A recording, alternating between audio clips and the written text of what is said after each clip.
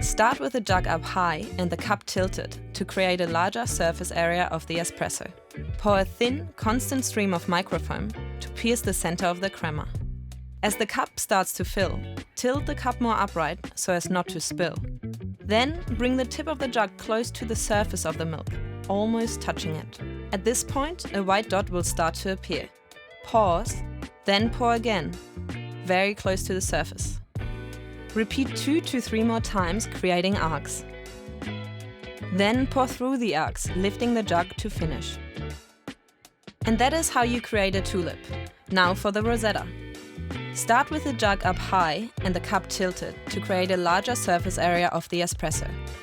Pour a thin, constant stream of microfoam to pierce the center of the crema. As the cup starts to fill, tilt the cup more upright so as not to spill.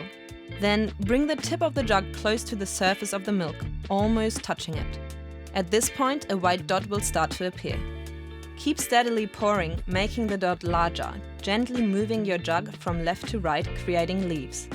Then, pour through the leaves, lifting the jug to finish. Good luck with your journey!